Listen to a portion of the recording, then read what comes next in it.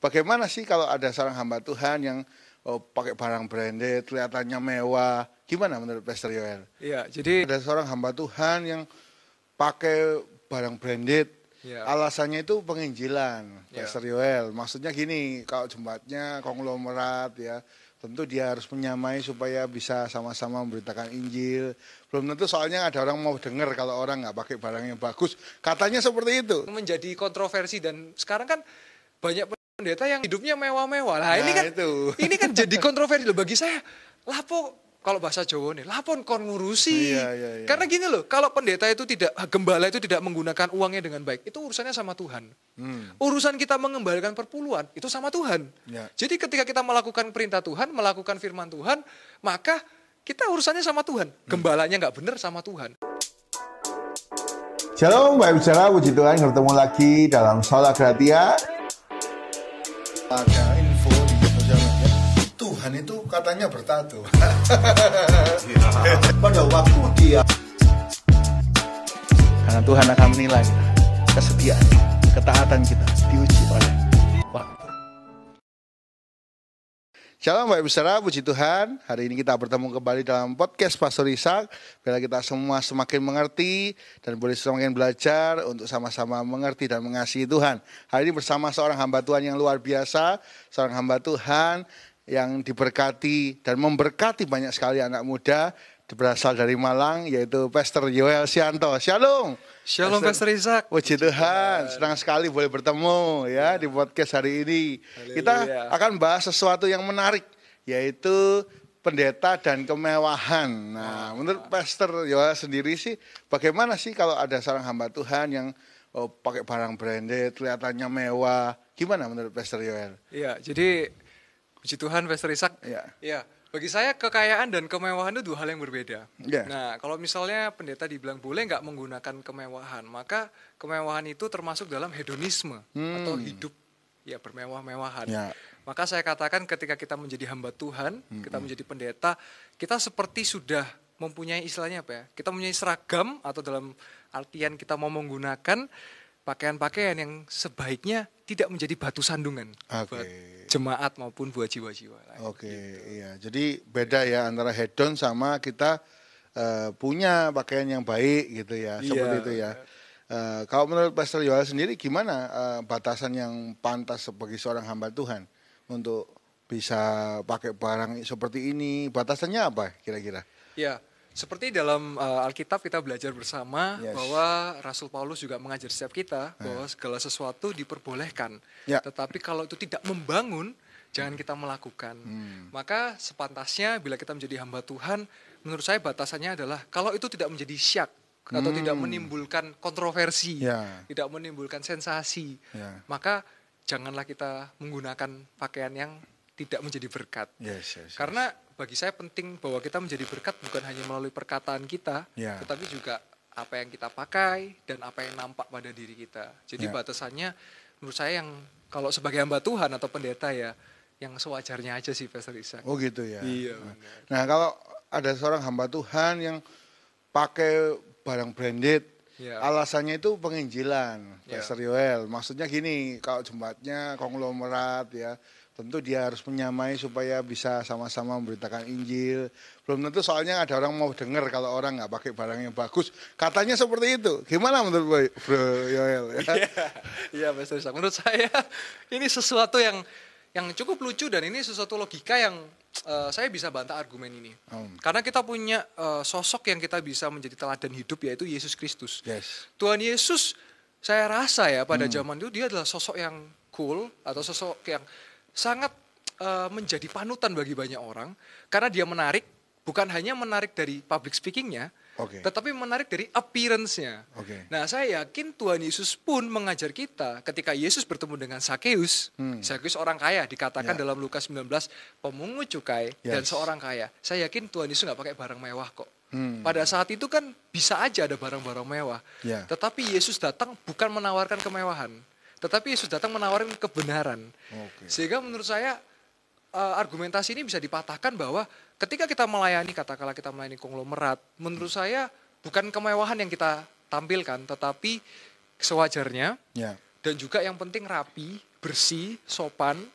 Yang penting dalam diri kita, karena kita Yes. percaya ada Roh Allah dalam Yes. diri kita, maka orang-orang nggak akan melihat apa yang kita pakai, tetapi Yes. bersama dengan siapa kita hadir ke acara itu Yes, atau yes. hal-hal seperti itu. Setuju, luar biasa sekali. Iya. Jadi yang terpenting itu hubungan kita sama Tuhan seperti Benar itu ya. sekali. Dan Roh Kudus ada menyertai kita. Iya. Itu akan membawa wibawa ilahi ya. Benar sekali. Walaupun bertemu siapapun, kita kalau diurapi Tuhan memang kelihatan dahsyat dan luar biasa. Benar memang sekali. kita harus serupa dengan Tuhan Yesus ya, Pastor Yoel ya. Sangat benar, 100%. Yes. Iya. Nah, jadi kalau pandangan Pastor Yoel ada hamba-hamba Tuhan yang seperti sosialita. Iya. Ya, jadi barangnya branded tadi. Kalau Iya. nggak branded, kelihatannya kok nggak afdol gitu. Gimana menurut Pastor Yoel? Iya. Jadi kembali lagi panutan kita yaitu Yesus Kristus dan juga para murid ya. Ya. Kita tahu ada 12 murid, satu gugur ya. Ya. Lalu ada 70 murid yang lain. Dan kita tahu juga bahwa sebetulnya murid-murid ini bukan murid-murid yang kacangan. Karena dari pekerjaannya kita bisa tahu Matius, seorang pemungut cukai. Ya. Berarti dia bukan orang ecek-ecek dong. Ya, ya. Lalu juga ada Lukas, seorang dokter. Yes. Kalau orang pada saat itu menjadi tabib ya atau dokter, berarti bukan orang yang sembarangan. Yes, setuju. Dan saya tidak pernah melihat mereka mau memamerkan kemewahan. Yang mereka pamerkan dalam tanda kutip adalah tentang Tuhan Yesus. Nah sekarang pertanyaannya, kalau misalnya dalam sosial media kita tidak bisa memungkiri apa yang kita posting itu kita pamer. Jadi ketika kita foto, katakanlah Pastor Ishak ya, misalnya foto dengan sesuatu atau apa, maka ketika ada hujatan atau apa, kita sudah siap dengan itu. Oke. Artinya kenapa? Karena yang kita posting berarti kita kepengen orang melihat. Ya, Nah, setuju. kita kembali kepada prinsipal pada poinnya bahwa apa yang kita pakai, apa yang kita katakan, apa yang kita utarakan jangan sampai itu menjadi batu sandungan atau menimbulkan syak. Maka pendapat saya tentang pendeta yang sosialita, maka saya kembalikan tanya kepada hamba-hamba Tuhan yang melayani, kepada kita semua, saya dan Pastor Ishak. Tujuan kita adalah untuk kita dipandang manusia atau untuk kita membawa manusia memandang Tuhan. Nah, kalau hidup kita tidak dapat mencerminkan Tuhan dalam kehidupan kita, akhirnya mereka fokus sama manusia. Dan itu yang fenomena yang terjadi sekarang. Banyak pendeta mohon maaf, dihujat dan sebagainya. Karena mereka gagal menghadirkan Yesus. Yang mereka hadirkan cerminan-cerminan yang tidak tepat. Jadi menurut saya lebih baik sebagai hamba Tuhan kita sampaikan firman Tuhan. Nah, seperti Pastor Ishak ya, saya sering lihat di sponsor itu ya. Wah, itu sangat-sangat memberkati ya. Karena mungkin ada orang lagi galau, aduh, apa aku bunuh diri ya? Tiba-tiba muncul, Shalom, Sola Gratia lah. Dia yang mau bunuh diri nggak jadi malah mau sekolah Alkitab gratis lah.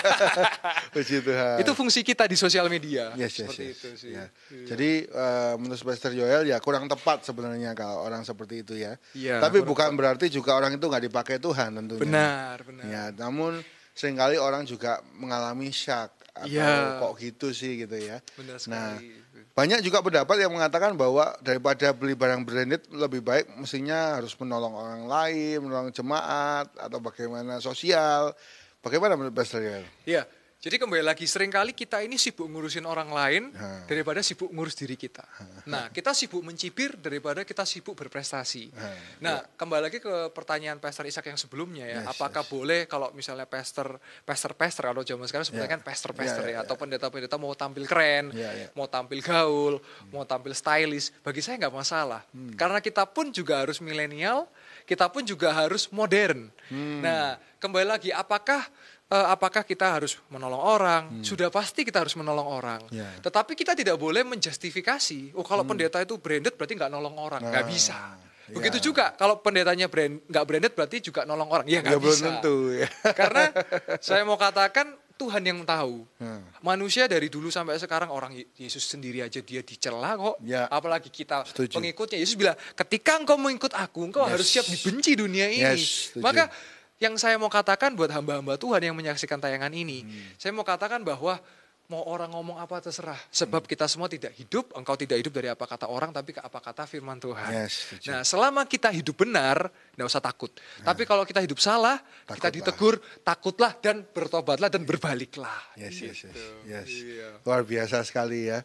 Jadi bagi hamba Tuhan, sebisa mungkin kita tampilnya rapi, dan yang paling fokus itu adalah firman Tuhannya ya. Benar sekali. Nah, kalau bagi jemaat Tuhan, pesannya tadi ya, jangan sampai kita mencibir orang banyak-banyak, tapi gak berprestasi ya. Nah, fenomena ini juga membuat beberapa akun Instagram itu mengambil fotonya para hamba Tuhan ini, lalu bahkan dikasih harga. Oh, barangnya harganya segini. Oh, harganya segini. Itu mengakibatkan hal yang positif pro kontra. Menurut Pastor Yoel gimana kalau ada akun Instagram seperti itu? Ya, menurut saya ya ini pasti cuplikan yang ini pasti akan orang wah siap-siap dipotong gitu. Tapi saya tidak takut karena selama kita menyatakan kebenaran. Bagi saya ketika akun-akun seperti demikian atau ada akun-akun yang lain dan sebagainya menampilkan katakanlah misalnya foto Pastor Ishak, wah misalnya harga jamnya segini, harga minyak rambutnya segini, hanya harga minyak janggutnya segini misalnya. Nah, bagi saya nggak masalah. Justru itu adalah bagian dari hiburan. Bagi saya loh ya. Kalau jadi semua dikembalikan kepada sudut pandang kita. Kalau memang itu teguran, itu sesuatu yang baik bagi kita. Kalau memang itu hanya orang mau menjatuhkan kita, selama Tuhan yang mengangkat kita, orang nggak akan bisa menjatuhkan kita. Jadi kembali lagi bagi saya sih soal akun-akun itu just sosial media kan hanya having fun menurut saya. Artinya kita tidak perlu baper-baperan, tidak perlu sampai di ranah hukum juga, selama tidak ada pemfitnaan. Kalau misalnya sudah ada pemfitnaan, sudah ada istilahnya teror-meneror, dan sudah ada attack-attack atau apa ya, serangan-serangan. Nah itu baru kita ya mungkin bisa laporkan pada pihak berwajib. Tapi kalau hanya sekedar opini, bebas. Orang mau pasang foto kita, harganya. Sekarang kan repot ya, misalnya harganya pas mahal, wah ini pas harganya murah, dicibir serba atas bawah kena semua. Jadi bagi saya ketika foto Anda ditayangkan, maksudnya yang mendengarkan ditayangkan, ya sudah having fun aja. Selama engkau benar di hadapan Tuhan, nggak usah baper, nggak usah dianggap ini sebagai apa ya, entertain aja sih, penghibur aja kayak gitu. Toh akun-akun itu juga orang-orang yang saya rasa mereka Tuhan mengasihi mereka dan kita juga mengasihi mereka. Jadi sebenarnya nggak ada juga standarnya gimana ya. Jadi kalau harus pakai barang ini, harus penampilan seperti ini itu nggak ada standarnya ya. Ya, kembali kalau saya rasa setiap hamba Tuhan memiliki pandangan yang berbeda ya. Tetapi kalau kembali kepada saya, kalau saya punya opini ya, gini, dan ini yang ditanamkan juga kepada orang tua saya kepada saya, dan saya tanamkan juga kepada teman-teman hamba Tuhan yang lain, yang muda. Maksud saya gini, ketika kita memutuskan, ya saya mau menjadi hamba Tuhan, maka menurut saya kemewahan atau kenikmatan itu hanya ketika kita bersama dengan Tuhan. Karena kemewahan dan kenikmatan yang kita dapatkan dari dunia itu gak akan pernah memuaskan kita. Karena selalu ingin lebih dan ingin lebih. Tetapi apakah salah ketika kita menginginkan sesuatu yang mewah? Tidak juga, gak masalah kok. Cuman ketika kita memutuskan menjadi hamba Tuhan, maka alangkah baiknya apa yang kita pakai. Sekali lagi poin itu yang saya ulang, apa yang kita pakai, apa yang kita bicarakan, jangan itu menjadi batu sandungan buat orang lain. Jadi standar dalam berpakaian bagi saya tidak ada patokannya. Selama itu menjadi istilahnya apa ya, tidak menjadi batu sandungan, silakan pakai. Tapi ketika sudah jadi cibiran atau itu meresahkan jemaat, menurut saya jangan malah didebat, tetapi coba kita refleks, oh iya ya, saya ini hamba Tuhan. Jadi katakanlah memang sebelum jadi hamba Tuhan orang yang kaya misalnya. Nggak salah loh jadi orang kaya. Kan Tuhan itu kan tidak memarahi orang kaya. Yang maksudnya dalam kutip bukan memarahi karena dia kayanya. Karena dia tidak mau menjual semuanya demi Tuhan Yesus. Karena dia membela kekayaannya. Jadi bagi saya nggak salah, tetapi ketika memamerkan sesuatu yang menjadi batu sandungan. Karena kita ingat kita hamba Tuhan. Seperti kalau kita ini pelayan publik, maka karena kita pelayan jemaat, maka jangan sampai yang kita pakai itu standarnya jangan sampai menjadi syak atau batu sandungan. Menurut saya kayak gitu sih Pastor Ishak. Luar biasa sekali. Jadi kita harus hidup sebagai hamba Tuhan, bahwa orang mengenal Tuhan ya. Jangan sampai tersandung sama kita. Benar. Puji Tuhan. Nah kalau menurut Pastor Yoel, gimana kalau ada seorang hamba Tuhan yang khotbah tentang perpuluhan atau khotbah tentang buah sulung yang lagi rame ini buah sulung. Oh, artinya kayak banyak orang berpikir bahwa jemaat dirampok katanya. Wah, sama hamba Tuhan ini. Menurut Pastor Yoel bagaimana kalau ada seorang hamba Tuhan berkhotbah seperti itu? Ya, ini topik yang sangat menarik. Pertanyaan ini menarik karena sebetulnya khotbah-khotbah seperti ini dari dulu sudah ada, tapi karena sekarang ini oknum-oknum dan sebagainya, maka ini menjadi sesuatu yang mudah viral atau bahkan bisa dikonotasi negatif. Nah, sebelum lebih lanjut, mungkin saya bisa share dari sudut pandang saya atau sudut sisi saya, karena saya sebagai hamba Tuhan, tetapi saya belum full time. Saya sebagai, kalau saya sebut saya full heart. Karena di gereja saya volunteer. Jadi saya tidak menerima sepeser pun dari gereja saya, di mana saya melayani. Jadi saya hidup dari kemurahan Tuhan.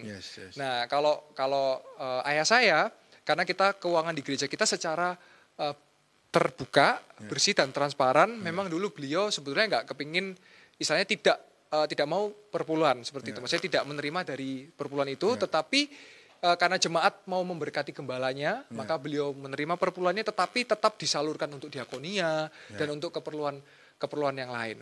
Nah, sekarang ketika misalnya bagaimana dengan khotbah-khotbah demikian, jujur seperti perpuluhan buah sulung itu kan ada di Alkitab. Itu adalah perintah Tuhan. Dan perpuluhan itu bukan kita memberi loh, mengembalikan. Karena 10% itu bagiannya Tuhan. Lah kalau sekarang ada yang tanya misalnya, loh perpuluhan harus dikembalikan ke gereja apa enggak? Loh jawabannya saya kembalikan ke sinode masing-masing.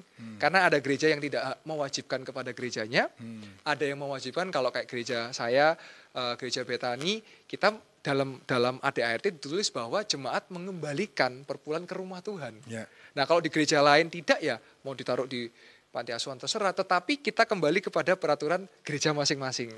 Jadi tidak bisa kita, ini nggak benar, nggak bisa, karena masing-masing gereja punya pengertiannya. Nah, dan kita tahu juga bahwa dalam Alkitab jelas hamba-hamba Tuhan hidup dari lumbung padi yang ada di dalam rumah Tuhan. Nah, yang menjadi kontroversi dan sekarang kan banyak pendeta yang mungkin yang full time, tapi hidupnya mewah-mewah. Nah, ini kan jadi kontroversi loh bagi saya. Lapo kalau bahasa Jawa nih, lapon kon ngurusi. Karena gini loh, kalau pendeta itu gembala itu tidak menggunakan uangnya dengan baik, itu urusannya sama Tuhan. Urusan kita mengembalikan perpuluhan, itu sama Tuhan. Jadi ketika kita melakukan perintah Tuhan, melakukan firman Tuhan, maka kita urusannya sama Tuhan. Gembalanya nggak benar sama Tuhan. Lah, kembali lagi ketika kita mengembalikan perpuluhan, kita bukan berbicara gitu, Tuhan itu soge kok. Dia tidak butuh uang kita. Tapi kita kan dia itu kepingin ketaatan kita. Nah, jadi kalau pendeta berkhotbah tentang perpuluhan, apakah berarti dia butuh duit misalnya? Ya enggak. Dia sedang mengkhotbahkan tentang perintah-perintah Tuhan.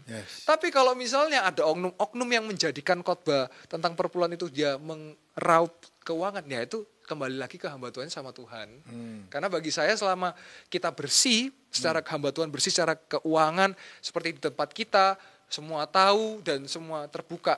Sekarang kayak misalnya kita mau beli apapun, ya kita tidak ada beban, tetapi kita punya beban moral. Kalau apa yang kita pakai, apa yang kita gunakan, kita nggak mau jadi batu sandungan buat jemaat atau buat orang lain. Jadi bagi saya sih perpuluhan itu adalah suatu perintah Tuhan. Dan memang ya itu tadi, saya kembalikan kepada gereja masing-masing dengan peraturan-peraturannya. Dan ya sudah nggak usah bingung perkara itu gitu loh. Artinya kita terlalu sibuk ngurusin yang sebetulnya itu perintah Tuhan, tapi kita lupa tentang perintah Tuhan untuk memenangkan jiwa-jiwa. Karena itu yang lebih utama. Seperti itu pandangan saya tentang perpuluhan dan buah sulung. Gitu. Luar biasa sekali ya.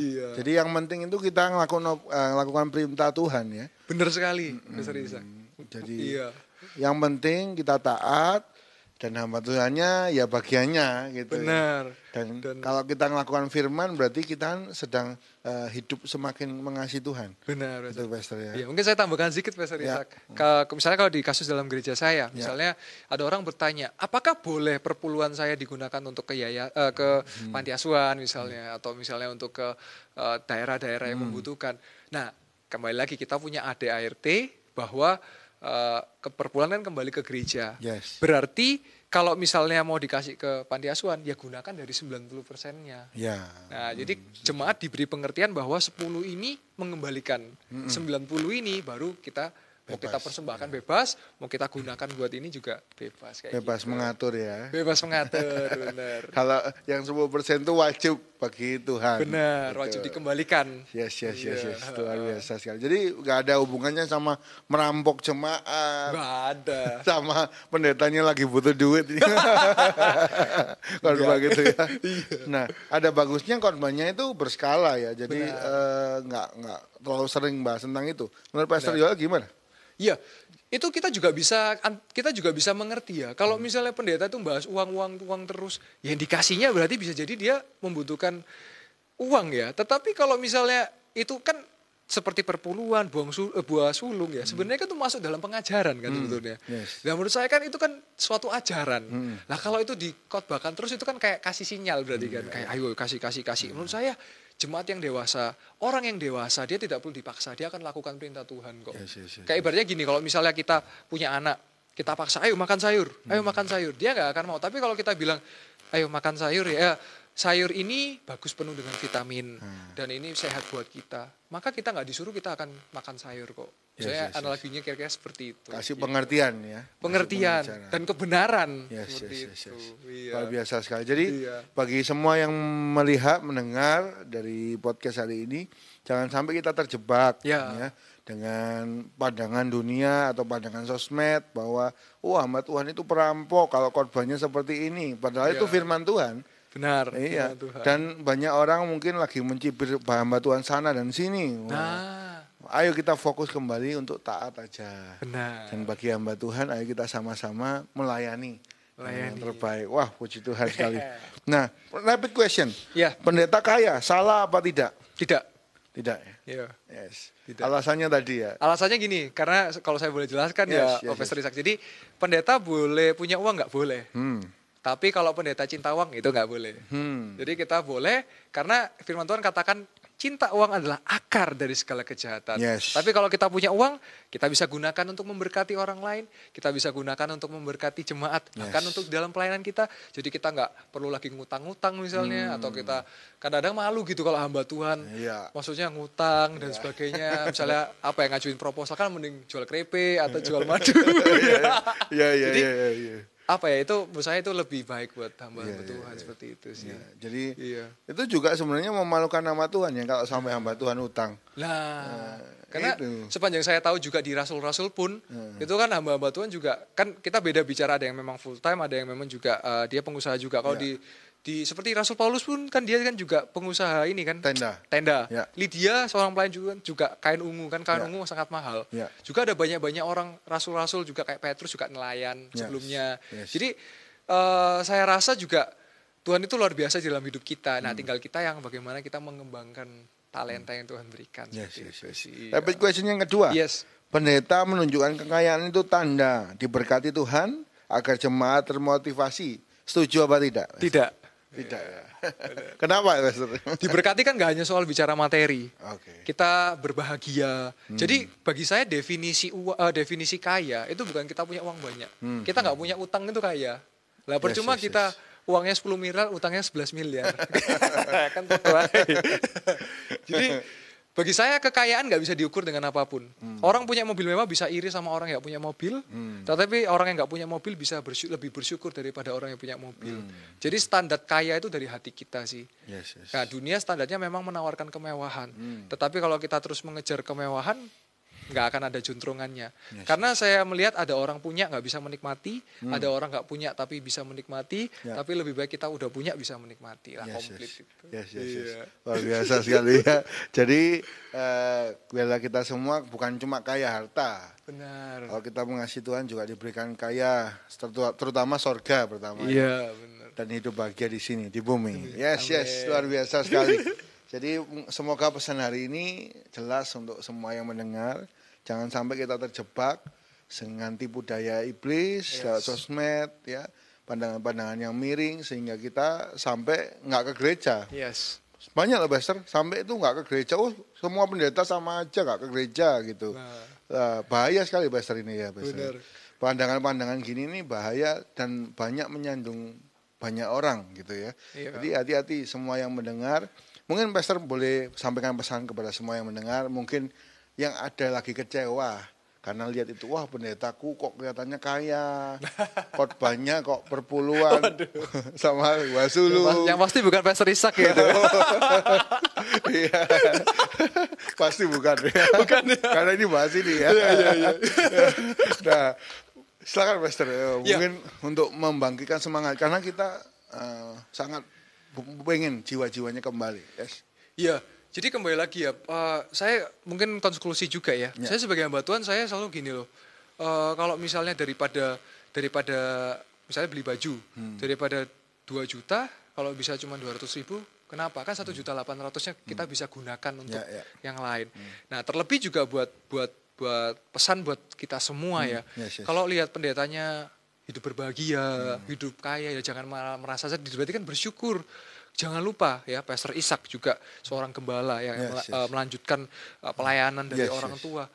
Beliau mendoakan jemaatnya. Engkau nggak pernah tahu lututnya ini sudah sampai mungkin sampai doa sujud-sujud demi jemaat. Engkau nggak pernah mengerti. Nah sekarang ketika gembalamu diberkati Tuhan, kenapa engkau malah, waduh ini jangan-jangan persepuluhanku lah. Kan saya percaya seorang gembala yang baik pasti menggunakan keuangannya juga dengan baik kok. Gak akan digunakan dengan foya-foya. Maka sebaiknya dan sepantasnya kita semua saling mendoakan. Dan terlebih tidak usah lagi mencibir. Kalau memang kau merasa gembalamu menggunakan uang dengan tidak baik, sudahlah, itu urusannya Tuhan. Nah, daripada kamu ngurusin yang bukan urusanmu, urusin urusanmu. Utang yang belum dibayar, ayo segera dibayar. Yang masih malas kerja, ayo segera kerja.